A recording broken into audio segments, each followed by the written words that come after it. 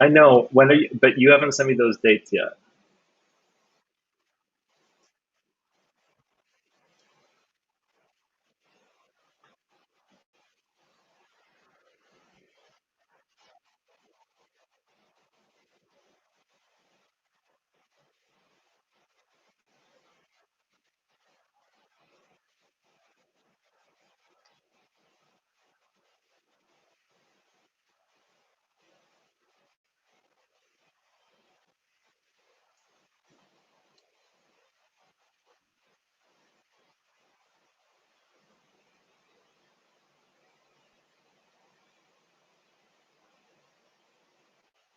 Let's try this.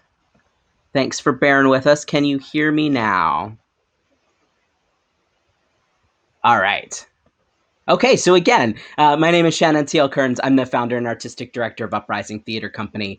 Our mission is to increase access in theater at all levels for transgender and non-binary folks. And we are so excited to be with an amazing panel of folks tonight to talk about new plays. And so I'd love to welcome this panel. I'm going to have them introduce themselves so they can choose what they'd like to say about themselves and about the company that they represent. And Nan, I'm going to ask if you can go first for us.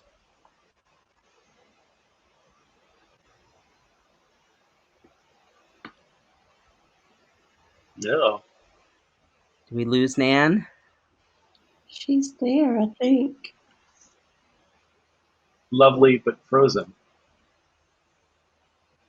Should one of us go first while you're trying to wrangle Nat? Yeah, go ahead.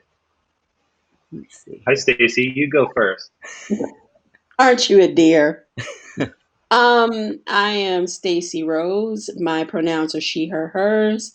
I am broadcasting to you live from Sugar Creek / Cherokee Land in Charlotte, North Carolina. I am a playwright and I am founding artistic director of the Queen City New Play Initiative, which you'll hear about in a minute. Great, thank you. Hey, I'm Jeremy Cohen. I use he, him pronouns. I'm the producing artistic director at the Playwright Center, based here in the Twin Cities. We are on Dakota land primarily. And in addition to that, I am coming to you about 8 blocks from the murder site and now memorial site of George Floyd.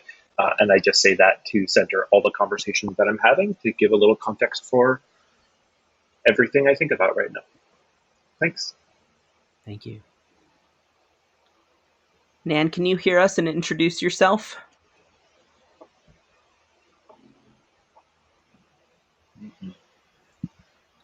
You keep going. I'm going to text Nan. Okay, we'll keep going. So this panel is all about new plays and especially for folks who might be new to theater or avid theater goers, but maybe don't understand how new plays are made. We want to talk about that. And if folks have questions for any of the panelists as we go, you can feel free to drop that in the chat. I'm watching that, and I will relay those on to the panel. So I want to start with this question of simply how does a play get made? I think sometimes folks think about a writer in their room alone and then it just somehow magically gets on stage.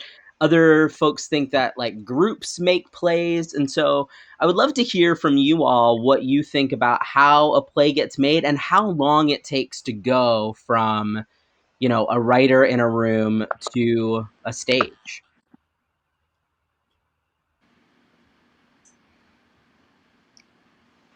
Boy, it changes drastically, I think, depending on the writer and the project.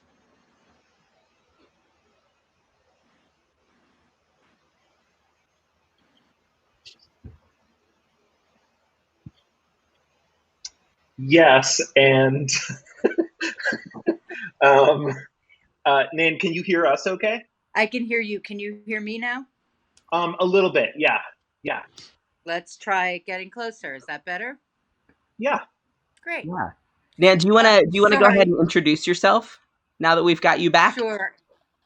Hi, I'm Nan Barnett. I'm the executive director of National New Play Network. I use the She series, and I'm coming to you tonight from West Palm Beach, Florida, the traditional home of the Seminole and Tequesta peoples. And I'm so sorry I'm having so many technical difficulties. On top of everything else, there's a massive thunderstorm, and I think that may Oh, be it. So if I go off again, I'll just go off and come back in.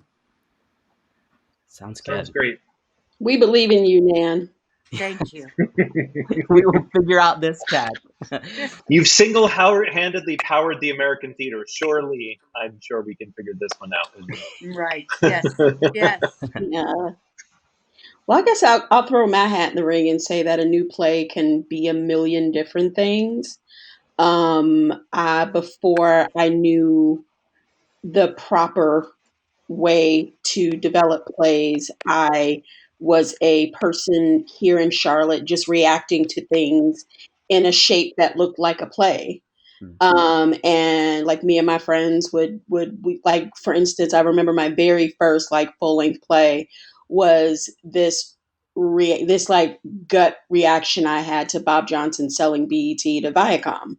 And it was this like satire, and it was purely just for me and my friends to fuck around and put up. And sorry, is language an issue? I'm sorry. Anyway, so we put, we messed around with it. We like that was kind of my introduction. And I've gone on to make plays a lot of different ways, right? So I've come through play development organizations like Playwrights Center. I use I use support systems like the New Play Network and things like that to read plays, post my plays, share my plays. But I've also devised work, and in a very similar way. So what's really great about playwriting is that there's not one way to do it, and there's not, like, for me, it's done when I say it's done, and that's kind of what I kind of like to lead anybody that I'm workshopping with. Like, it's done when your gut says it's done, and that's kind of it. Yeah, thank you.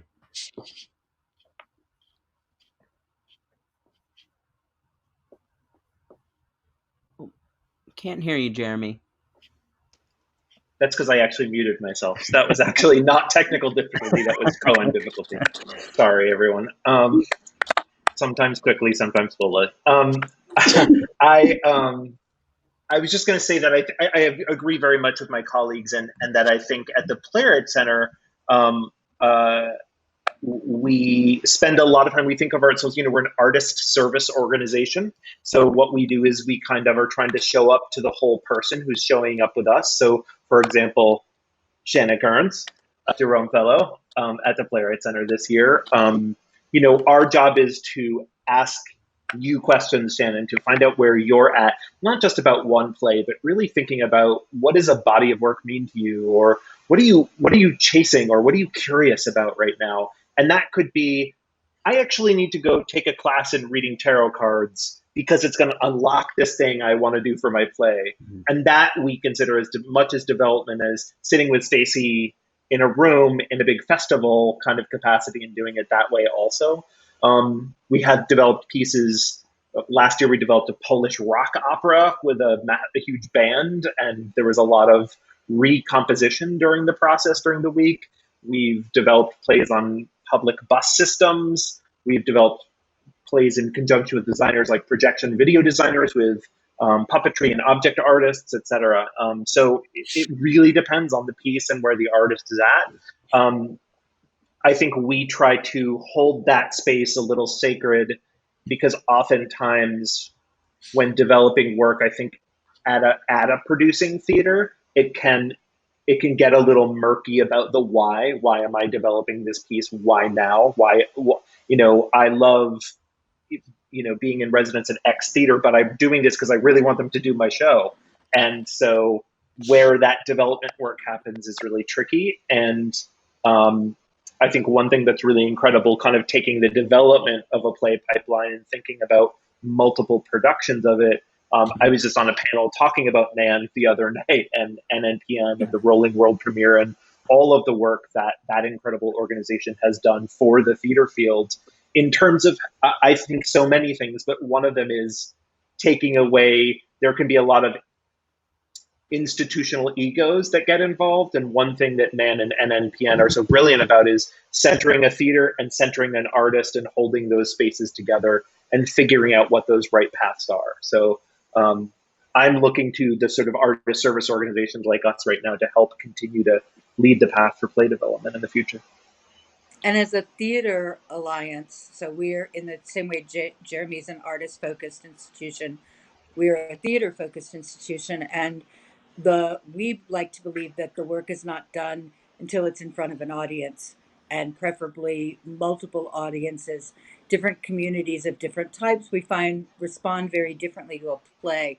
So when a playwright gets a chance to have 3 or 5 or 7 or 12 productions within a 12-month period, with the support of the network being behind them, being in residence with each of those different productions, and seeing those productions through the rehearsal process, the tech process, the opening, and in many times playwrights like to go back at the end of a run to see how the play has grown with that specific cast and audience.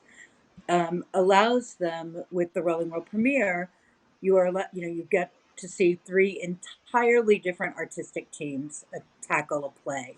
So you get a real sense of not only what is possible, but what is also not possible. We had a writer a few years ago who said to me, working on this play, the first production, there's this place, like a 70-minute play, and there's a place maybe 55 minutes into the play where the play just dies. And in the first production, he was like, oh, that director just did not build the steam for the play. And in the second production, same thing, 45 minutes in, the play dies. And he was like, damn, that actor just could not get there.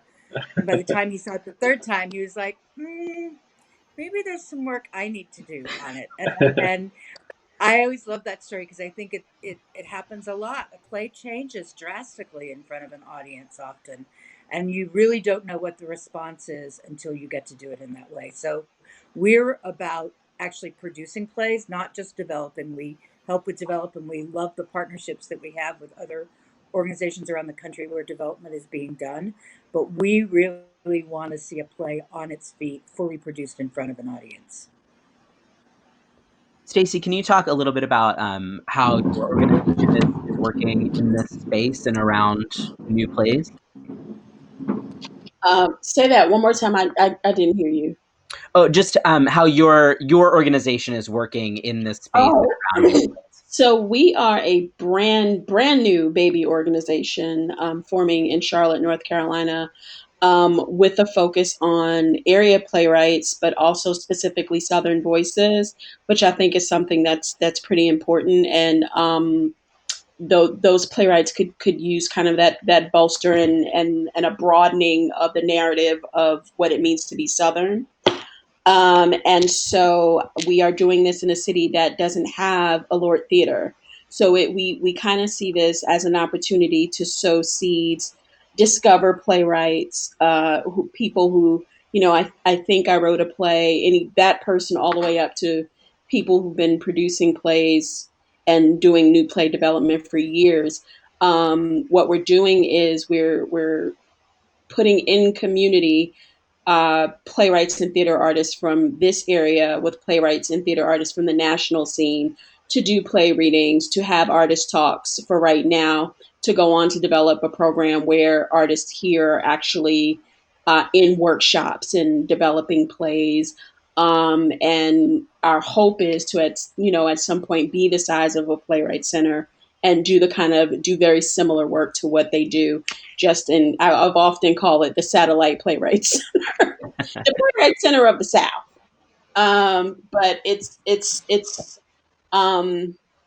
it's new work to me, and I think what has been most fulfilling, honestly, are just those brand new conversations artists I literally grew up in theater with here, having with artists that I grew up with theater with in New York and in Minneapolis, and them going, wow, and being able to just ask each other questions, and I'm hoping build relationships that will continue. I think that's like been the upside of doing this kind of work in the middle of a pandemic, is that you can just kind of say, hey, I want to pull this one person do that. And it makes the world smaller in all the best ways. So basically, right now, we're just kind of sowing an appetite for new plays here in the city that we hope will grow and revitalize our theatrical scene some. So small, non-ambitious goals. I would love to kind of jump off of that and talk about audiences, and especially audiences who maybe aren't used to seeing new work and new plays. Do you have thoughts around how audiences can prepare themselves to go see and be a supportive audience member for a new work? We talk a lot about it at NPN. We have theaters in 70 some odd cities, and some of them are the big theater communities around the country, and some of them are teeny tiny places in the middle of, a state that is not very theater fluent, maybe to begin with, or certainly hasn't had a chance to have the opportunity to be exposed to as much work. One of the things that we always like to talk to folks about is that when you are a part of an audience for a new play, that means that you yourself are a part of creating that art. And we find that people can get really excited, because who doesn't want to be seen as an artist? So finding ways into making people understand that it's not risky. I hate the word risk in association with new work. I really am out to ban it from our vocabulary, because I feel like there's so many other words that it's exciting, that it's collaborative, that it's entrepreneurial to be a part of new theater. And also so important that you can see yourself in these plays. A lot of times when people are new to the theater or new to a theatrical experience, the idea that there's something on the stage that reflects directly to them and from them is really, really important. So I personally believe it's every audience is an audience for new works. Every time someone sees Man of La Mancha and it's the first time they've seen it, that's a new play to them. So we have to talk to audiences about why they should be embracing things. They go to movies they don't know. They go to That's it. see things that they are unfamiliar with in other formats. Seeing a new play is no different. Yeah, it's interesting, right? Because we don't sort of we say, oh my God, Stacey Rose wrote a new book. I can't wait to go to the independent bookstore and go buy it. What's Stacey's next book about? Or that new painting downtown. We're not like, oh my God, I feel like I'm more risk averse. I should probably not go look at a painting or buy a book because it's new. As Nan's talking about, that's not our response. So how do we demystify it? I think also I'm curious, I worked in producing theater for a long time, and as Nan also did, and one of the things that I think we always question a lot too is like, what are the challenges that we've brought upon ourselves, and that there are different systems within the field, I think, that have fetishized and encouraged this idea of separation between there's classical work and there's new work, and then you should have these feelings about both of them. And I think as hopefully more and more theaters continue to, with all the great new artistic leadership at so many theaters around the country, really look at what doing anti-racist, non-transphobic, non-homophobic, anti-misogynistic work at their theaters. Partially, these questions are, even when binaries themselves are a deeply problematic thing, because then we start saying things like, well, what would be in the canon? Or, we start using language like that, which just means we're using the same exact boxes that are the problem, that have been a problem for a long time, which is why what Stacey and Martin are doing is incredible. It's deeply local. It's deeply responsive to a community. It embraces all kinds of storytellers. What Nan and everyone at NPM has done is saying, no, that's not going to work. I'm not going to just give in to that idea. I've seen how that works, and I want to try to shift whose stories are getting told. So I think for audiences, my vote is like, stay curious. Like, who knows? For every Othello you see, for every Blithe Spirit you see, check out a play you haven't heard of before. In the same way you would pick up a new book, you know. Yeah. Yeah, I love what you're saying, Jeremy. It's funny because being a playwright, and having folks who don't necessarily know theater ask you what you write, and your play doesn't really exist unless it's published somewhere for them. That's what's great about MPX, because it's just sort of like, I went such a long time with people going, "What have you written?" or "What is published?" or "What can I buy?" or "What can I go consume immediately?" And it kind of discredits the art, and it kind of discredits process, which for me is the meat and potatoes, and it's why I show up for development, because I want to learn. Not just like, inevitably, when I work on a new play, I end up learning more about me. I end up learning more about who I am as a person.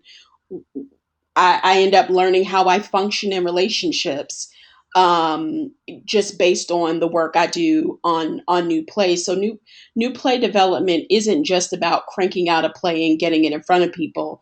It is, to a certain, like, you want to share your work, but so much of what I love about theater and making theater is that process, right? And it's what I show up for, because at the end of the day, when the show is up and it's open, it's kind of in the hands of the actors. It was why, honestly, like, when Legacyland opened and closed, I was hurt, but I had the process. The hurt I felt was for the audience that I didn't get to share it with.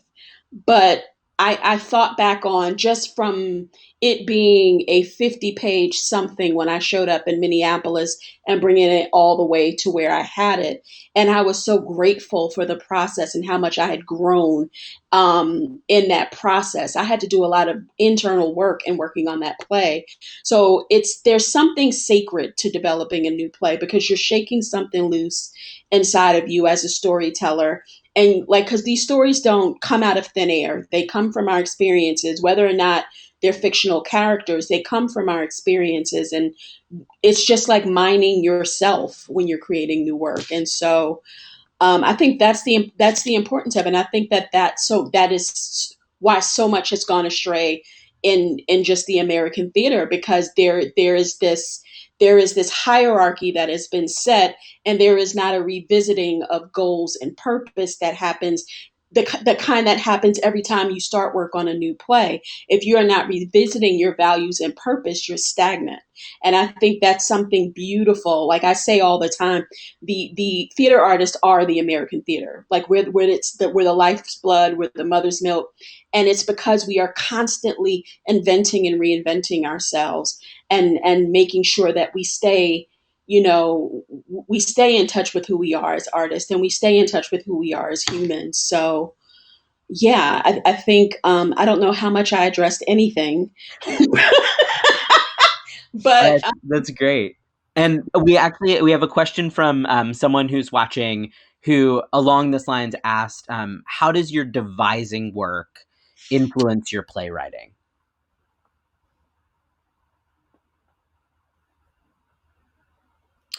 so that it's highly collaborative.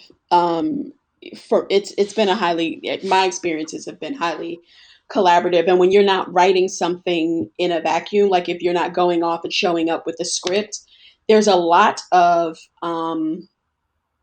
creative input that comes with that. And it just kind of creates an openness that I take with me into, like, my individual, like, my own work. And it makes it actually easier to show up for work that's not devised, and stay open, like, when you're moving into production. So devising work it's made me more muscular as a playwright, because I know that outside, like, it just makes me more malleable in the process of production, because I'm more open to opinions and points of views and things like that. So yeah, that's what devising kind of does for me. Cool. I'm hearing from some theater artists that they're afraid that this shutdown, the pandemic, the time that we're kind of on pause, that when theaters come back, that they're going to be more cautious and less adventurous about programming new voices. And I'm wondering both how you feel about that, but also like what can folks do to encourage theater to prioritize new voices and not be cautious or afraid. I can speak a little about that in terms of an NPN's work with our 125 member theaters.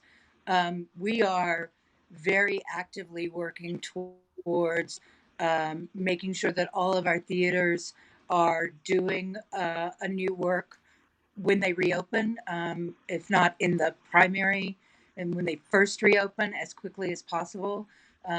We'll be supporting that initiative with funds and staffing as well.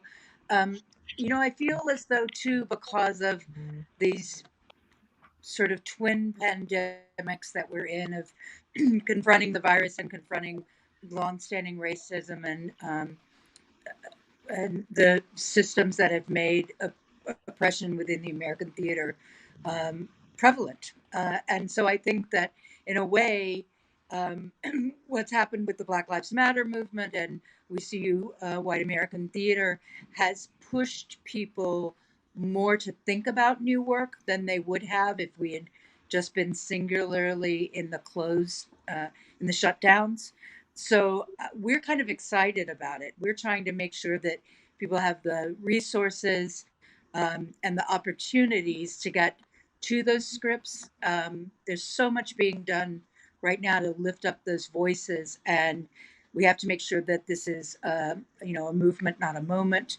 That we really can focus on bringing those voices that have not been heard in the American theater to the forefront.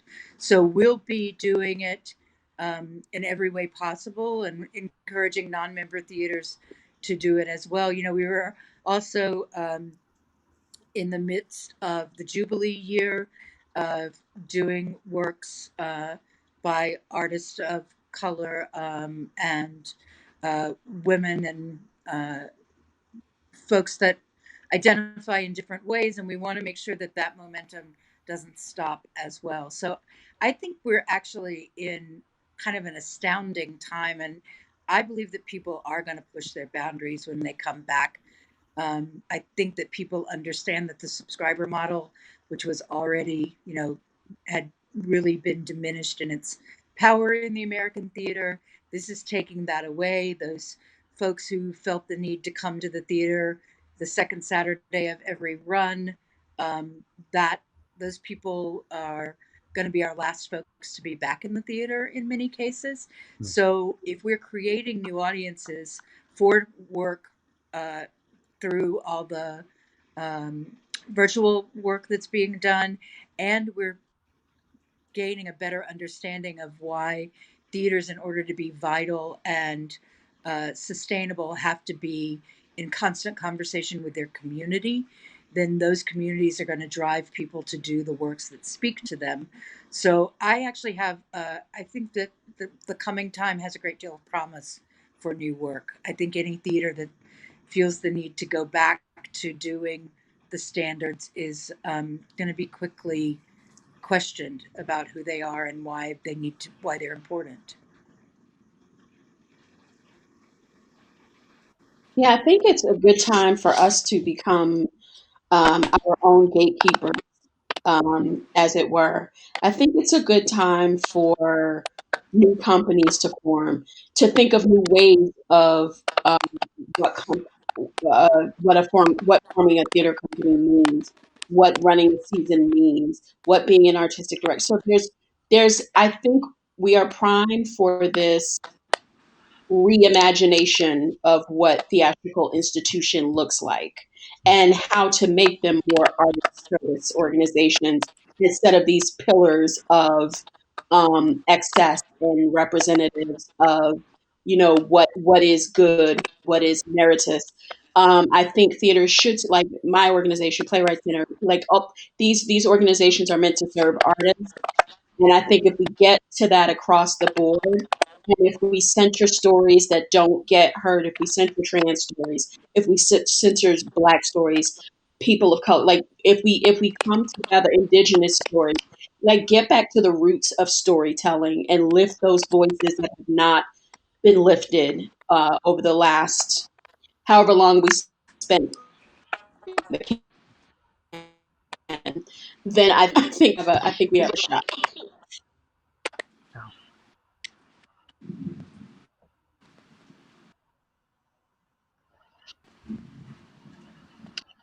Jeremy, I think you're muted. God bless America. It's like a sitcom of just I'm old. God. Oh, man, help me.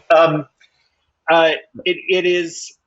I've been all these kinds of questions about the kind of like what's on the other side of this thing. I mean, Nan and Stacey just laid it out. I mean, I don't really have anything different to say other than to add that where my faith lies is the direct, as Nan's talking about, the conversations that I'm having with artistic and managing leaders in the last 4 months, and that I'm having very few conversations that are like, go blithe spirit, and very many because I think everyone's really afraid that no one will come in a way that they were afraid that would, or they thought that would drive them before. But I don't know. We are far from through this thing. I mean, it's going to be, I don't care what anyone says, it's going to be another minute before we are fully back in the theater. I just don't know that people are like, I just don't know that they're going to buy those tickets. I think we're going to, if you do that, I think we're going to learn the hard way. It doesn't mean there can't be a mix of work. It's just, I think how people come back from this thing is actually going to be very telling. So where I gain inspiration is when I look around at my colleagues in the field who are all the new artistic leaders like Maria Goyanis and Stephanie Ibarra and Jacob Padron and Hannah Sharif and Nataki Garrett and Michael Bobbitt and Tim Bond and Mariah Kaminsky and Marissa Wolf, all of these people who, Courtney Sale, who are, and Sean Daniels, thinking about the way that we can do this differently. And they're making decisions and they're not waiting until we're back on the other side. They're making them now. So what I'm always a person who likes to learn. And so I'm really watching people to try to see, oh, wow, you really can, as historians have always said, when it's this bad, you can make the most change, most deeply, most quickly. And so I'm going to hold on to, I'm a pretty cynical person, but I'm going to hold on to a fair amount of inspiration as I see what's really possible. We've got another cynic in the comments who's also saying, but the economics of theater seem to be moving back towards classics.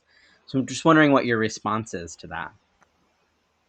I'm curious. I mean, I wish we could just chat and hang out and talk about it, because I'm the economics moving back to classics is also like, I mean, anyone I'm talking to right now is like, my phone does not stop ringing with phone calls that are like, what 3 to 4 character play do you have? Because as we think about a season coming back, I think the fear, to me, I'm not hearing even from larger LORT theaters, isn't, oh no, it's going to be classics versus news. It's like, I'm going to have drastically less equity contracts than I did before. So I think we're going to hit, from an economic standpoint, where theaters are really hit it is like, they need to have low costing shows that potentially net a bunch of money. And a lot of, when people say classics, and they really mean sort of that mid-century American, in a very specific homogenous version of that word, classic. I don't know. I don't know a lot of people that are like, let's come back with 11 character plays. Like, let's do the royal family. We will definitely for sure make as much money when we come back on a massive cast and a huge opulent costume design.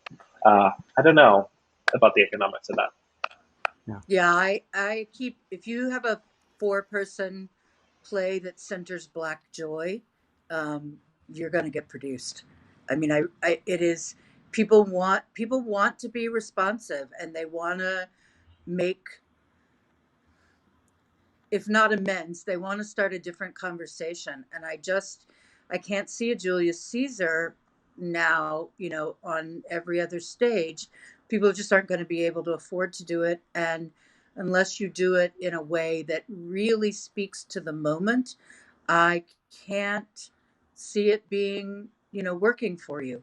I think there'll be a run probably of 2 and 3 character shows that were big hits during the recession, because they are new, but they've got a little bit of legs behind them. They have some reviews. I think there are theaters that'll default to those kind of things, but I think you're going to see, as Jeremy was saying, there's so much new leadership. There's so much thought being put towards um, what it is a theater wants to say right now. I I really don't think we're going to see a lot of it, and I certainly don't think the economics are going to lead us back to, like Jeremy was saying, an 11-person classic is going to be hard to do. Yeah, I relate in the economics question, which is maybe not what the person was asking, but I kind of go back a question and those feel like where fear is held right now feels like the question, and how that fear is going to get manifested or not feels like that's what I'm curious about. So I guess for me, yeah, I don't know that everything. I think it's going to be much more about, as Nan's talking, like, and Stacey's talking about. It's going to be more about like where is their joy and where is their drama, like what is hard hitting, and then following that with something that's really contemporary and kind of moving that people can connect to in a different kind of way. More than at least I would say in the 20 conversations I've had in the last 3 to 4 weeks with artistic directors. Even when people are talking to me as a director about projects, they're only talking about new work. No one is. I mean, everyone's afraid, but no one's afraid. Like, if I don't produce Death of a Salesman, so maybe it's Death of a Salesman's in the season, but it's surrounded by a really, really robust other thing as well. Is at least what I'm hearing. We got another question from the comments, which is, what are the biggest challenges you face in trying to make a more equitable theater?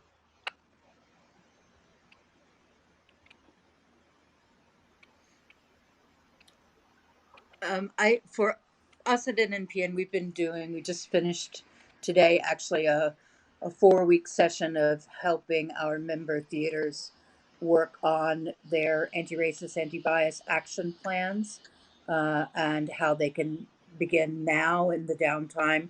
As Jeremy was mentioning, I think it is a time of reflection, and it's also a time of great change, and people are embracing that. There's fear of saying the wrong thing, or doing the wrong thing. There's an economic fear. So I think a lot of it revolves around what people are scared of. We're working to try to help um, make people understand and work through, by working as a large group of people, hearing each other and helping each other, collaborating on what might be next for the theater. So I think fear is a big issue for people, um, and something that you have to face and deal with and understand. It's a part of growth and change, and make those changes. For me, I think it's the work I'm doing as a Black theater artist is empowering other Black theater artists, is empowering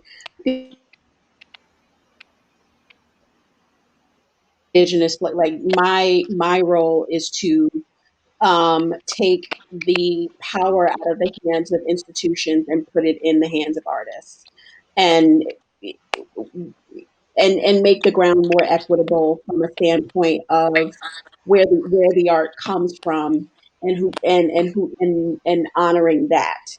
I think that's a lot of the work I found myself doing over the past few months is, doing movement work, whether it be just, supporting and signing letters, or speaking on this panel, or like doing this or speaking to this group of people. And really, because I know I like, even though I'm not Lynn Nottage, but I am privileged in that for every me, there's 20 more of me who can't get their plays read or seen by anybody. And I keep that really, really green, and I try to support as many folks as I can. And that's yet another reason why this new play initiative is because like, I just want to change the conversation around what's meritus. I think it's just always been a very white centered conversation about what is good, what should be put up, what should not. And I just don't think, like, my fear in this time is, you know, now that everybody wants to have the conversation, but do they want to do the work? Do they want to do the work of lifting that artist play, not just once, but a bunch of times? Continuing to lobby for that artist, continuing to support that artist, does that artist get health benefits when they're working with you? Like, we are whole people. We show up to institutions as whole people, and we're not like slots in a season. So I think being part on my end, and changing and empowering artists to ask, if not demand, that these organizations, should they choose to engage. Because my thing is, if BIPOC artists didn't go back to the American Theater as an institution, I could not blame them. But the thing is that we also played a huge role in building those institutions. And so if we're going to go back in there, the rules of engagement have to change. We can't be tap dancing and shuffling around for slots at this point. Like, it's beyond that. Yes. I think I just want to also talk about there are so many ways that I tend to be like a little bit of theory and a lot of action, which is a way. I can vouch. I just don't want to. I want to think things through. I want to look at them, but I feel like in nonprofit art sector we have a danger of getting so focused on the conversation and the word that we lose the actual path of what we're doing and why we're doing it and how to make it real and tangible. And I think one of the so, for example, in the last 3 days, I've read 20 new plays, shorter plays by Native American artists, and have started calling people to be like, I read this amazing new play, because I'm not a producing theater, so I can't, produce it. And I don't choose the fellows, so I can't even choose a person. But I think when I'm aware is like, oh, I know that most people I call, and here's the problem in recognizing it, because it's such a colonized field, is most people I call are going to be like, well, I don't know that writer. Sure, send it to me. And that's an issue right there.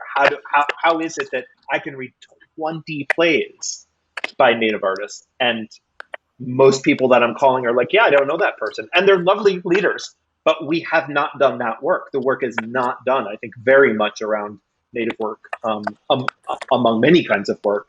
Certainly, I feel that way about trans work as well, and having lots of conversations and explorations about how do we push to create a larger, more visible set of trans stories on the stage in terms of who's writing them, who's acting in them, who's directing them, who's designing them. And so I think it's going to happen with action. And as Stacey, as you're saying, it's sort of like the talk is. It's like our governor has said about police reform, right? Very clearly, over and over, every single day in press conferences, do not listen to my words, watch my actions, hold me accountable. If I'm not doing what I say I'm doing, then I'm not meant to be in this job. And I thought that was really powerful, because it spoke out to a thing that was like, it can't be bullshit rhetoric, or it can't be a fight for a slot. It can't be that dance. It must not. For women, for Black artists, for Indigenous and other artists of color, for queer and trans arts, it can't. It just must not. So I think there's going to be a demand. Yeah. I think that idea of, and this came up today in this final conversation of this round of discussion within our membership, there's a lot of blow it up or burn it down sort of thought right now. And I think that in a lot of ways that's great. We have to be really mindful of all the systems because everything, it's so, uh, I'm constantly astounded by another recognition and another recognition of how all the systems of not just American theater, but European theater have brought to bear this pressure that these certain voices are the ones that get heard, and therefore those certain voices are heard by the people that they are heard by because those people had the privilege of being able to be an artistic director because they could afford to get an MFA, because they could afford to go to the theater. All of those things, it is so deep. This work has to go so deep. And I'm really encouraged by, there were about 50 companies that went through this 4-week process with us. And at the end of the day today, they were really talking about major, major changes within how an organization even more from the board level up, obviously. And like when NNPN chose to go through the process to completely dismantle its board and create a board that was much more representative, not of the geography, the experience within the network, as well as gender and race and status and all of those things. Um, we finally got to the point where we just said, you have to blow shit up. You just have to start again sometimes. And that's hard. And, there are these institutions with, multi-million dollar buildings and debt and all of those things. And that's why, Stacey, I think too, it's so important. You're exactly right that new companies rise up out of this, companies that can be more nimble, that can be um, more responsive because I've said a million times since this began, I am so glad I'm not running a theater right now. It is hard. It is hard, hard, hard. I know how, worrying about payroll and worrying about your facility and worrying about your people. And so companies that are starting out now that are not going to have big edifice complexes and they're going to be really able to focus on the work and the artist, that's truly exciting to me. And we haven't quite figured out at NNPN how we can support that work other than supporting the artist yet, but it's something we're going to be talking a lot about. We want our theaters, our member theaters, to make it through and come out better and stronger and more diverse and more equitable. But we also want there to be more, because the more that's out there, the more will get produced and the more voices will be heard and the more vital theater will come again as a part of society. And that's really exciting, this possibility of that. Can I, Shannon? I know this panel, I just want to say 10 seconds. I know this panel is about new work, but I think part of that, again, is questioning. I used the word can earlier on purpose, and part of it is really questioning this stuff about when people say we're doing classic work, they don't mean we're doing classic work. What they're not saying, the language they're not using is we are doing white or Eurocentric classic work. To imply that there is not a massive body of African classic work for the last hundreds and hundreds of years, or Chinese work, or Japanese work, or Thai work, or I mean, there. Talk about canon. There is just canon on canon of work that gets it's absolutely erased by when we use words like that. So we are talking about new plays, but if we say Stacy's play is scary to me to produce to whoever the fuck it's scary to, if what I'm showing them up against it is Christmas Carol, that's like the Christmas caroliest of Christmas carols, plus Blythe Spirit, plus Glass Menagerie, plus, As You Like It, and then Stacy's, and this is in particular true for, I think, for Black, Indigenous, and artists of color, which is they are holding the burden in the new work sector of all of the things. And I've gone through the world and I'm in a cis white male body. I'm fine. My privilege is about as high as it gets, even as a queer guy. It is about as high as it gets. What I hear in conversation, I have to call out all the time. And if I'm not calling it out, the work isn't happening because Mhm. it's my job. That's my labor. That's my work to do, which is to say, sorry, you're using the word classic. You mean white classic. At least call what you're saying, call it like it is. Say that. I'm sorry because now you've got me on it. Because how did I go to NYU and I didn't study one play from the Black Arts Movement? And it's because I didn't have Richard Wesley in playwriting. Because if I'd have had Richard Wesley, which I didn't, he was on sabbatical my first year. I didn't study one Amiri Baraka play. I mean, at NYU. Yeah. It's so deep and it's like it's so insidious. And thank you for saying that, Jeremy, and thank you for acknowledging your privilege. I will always acknowledge mine. I have light skin privilege. Like I am privileged in the amount of success I've had. Like I get it. And it's important for folks to stand up and say those things. I'm a cis woman. Like I know my trans black sisters are catching hell right now, and I acknowledge my privilege in their presence. So yeah, thank you for that, Jeremy. Yeah, thank you.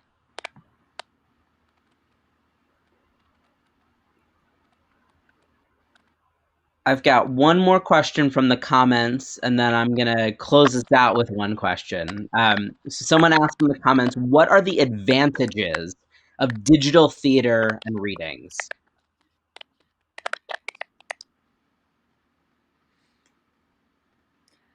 Reach. I think we're finding that a lot of our theaters are getting audiences from all over the country.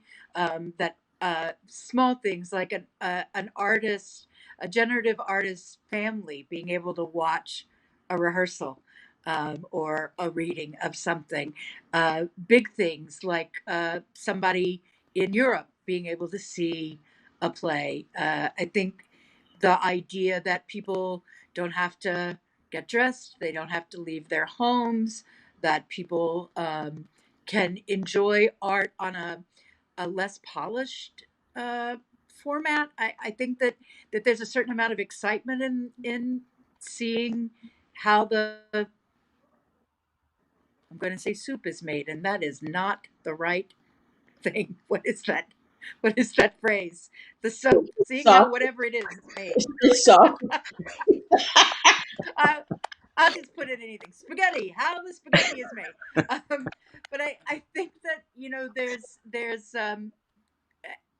I keep going back to that. I think one of the great benefits of doing new work is being able to engage with the artists who are creating that work. And I find a lot of our theaters are doing, things that really maybe aren't even about a play, but they've got their somebody doing a cooking show or somebody doing storytelling for children. And so I'm hoping that it's demystifying the artist part of it and being able to bring forward the fact that we're people sitting in our bedrooms on the phone like everybody else, and that you see a little more about how theater is made and not just made pretty. Hmm.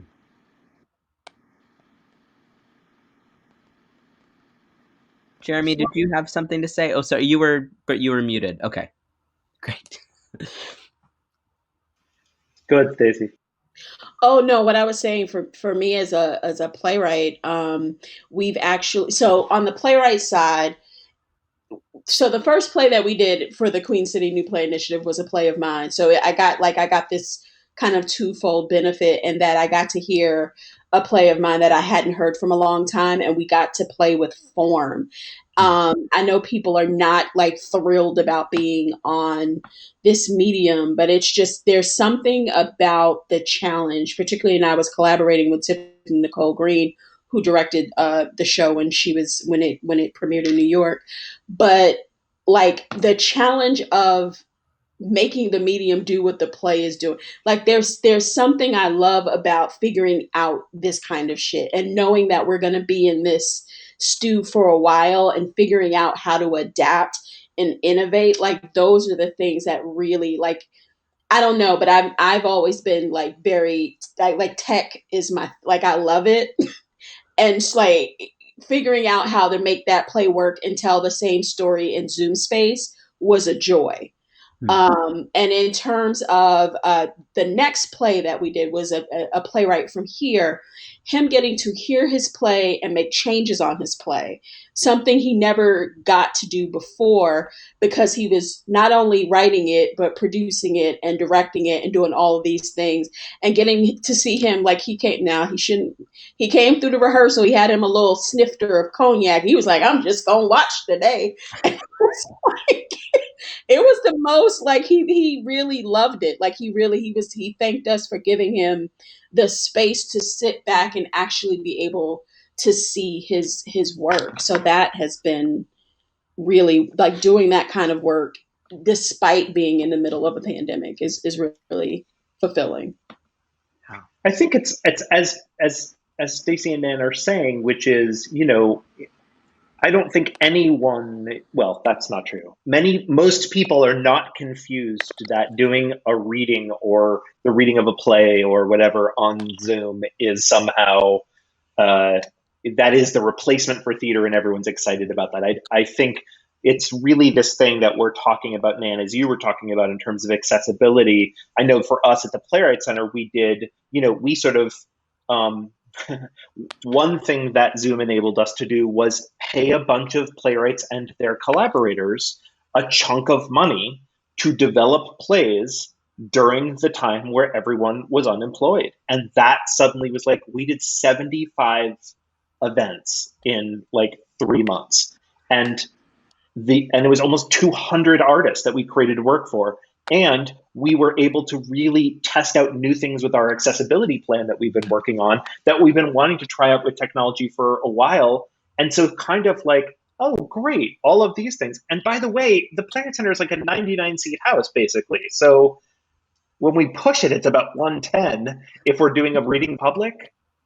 Our readings have been between 800 and 1,000 people live streaming per event, which is crazy. We did our discussion this past week, which was Pearl Clegg and Vera Starbard and Harris and David Rivers and blah, blah, blah. It was like 900 people came to that from all over, as Nan's saying, all over the world.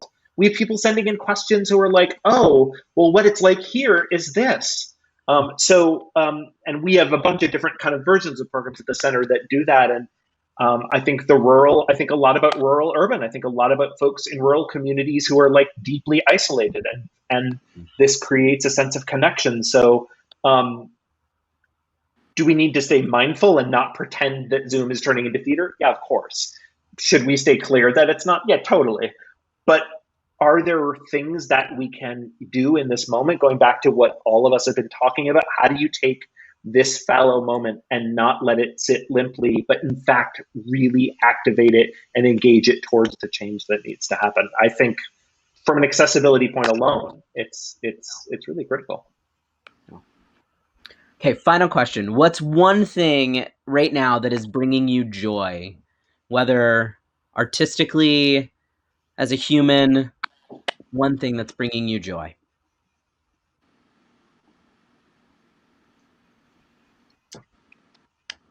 I am writing my first episode of television currently. And it is the like I keep waiting for it to get like hard. And I'm not like I keep waiting to not like, but I'm just like, I really love this. Like this is the shit. So and you talk about collaboration in writing, like it's this really collaborative effort, but then it sends you off with all the good bits and ingredients to go make your thing. And so it's so exciting. And that and like this new play initiative are the things that I just jump out of bed. I don't jump. I'm 44 now, so I kind of slither. But those are the things that I slither out of bed for. Love it. Nan, what's bringing you joy? Let's see. The collaboration that's happening, that I see happening across the country. I had I've had like 3 different projects be brought forward by our affiliated artists, people that are alumni of our programs that are coming forward and saying, "Hey, I want to do this," or "I'm working with this person and we're thinking that maybe we could do this." So the amount of not just plays but theater work that's being done right now is really exciting to me, and watching these organizations try to, own up to where they are and who they are and what they want to be, and really taking a stand to make that happen. That's super great. And I am very lucky. When NNPN decentralized its offices a year ago, I ended up back in Florida in a friend's home with a absolutely beautiful swimming pool, and that is keeping me safe. We were saying earlier, I normally do 100,000 plus air miles a year, and I'm not doing that this year. But I am walking around I don't swim really. I just walk around and around the pool. So that is bringing me joy. Oh, and we have new baby iguanas everywhere in South Florida, and I'm loving that. So there you go. Nice. I have like a panel answer and then a real answer, like the Jeremy Stacy answer.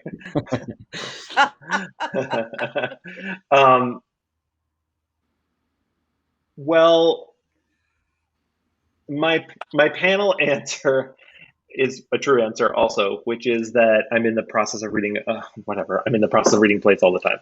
I'm in a specific process of reading a bunch of plays right now, and it is like one of the strongest batches of like really excellent new theater that I have read, like collectively, and it's wildly different from one another in terms of, as going back to our first question, how people are approaching the form, how they're approaching development, what it will take to develop these plays. I'm like super excited and like have no idea how to develop some of them, and I can't wait to try. And like it's so that's I'm actually today is an inspiring day. It's a good Wednesday. Tuesday was shit. Wednesday is fantastic. And the Jeremy Stacy text every day answer is I am also a practicing artist. At the Playwright Center, we try to primarily hire practicing artists for pretty much all the positions, and in some way or another, most of the folks that work there are. And we really value that because we are supporting artists, so we want to kind of be that ourselves and understand the whole person, as Stacey was talking about it. And I, as a primarily new play director, have just, for a number of life reasons, and also just now, it's off the table for a little bit. And I've been just doing more writing in the last few years, which has been great. And but I'm actually writing a novel right now, and I just spend every moment that I'm not working, like trying to steal a corner of my house. And I've never felt something so directly channeled through me in such a powerful way. And it's hard and impossibly difficult and frustrating, and it's painful, and I love it. I just love it. Shannon, before we get off the phone, what's bringing you joy?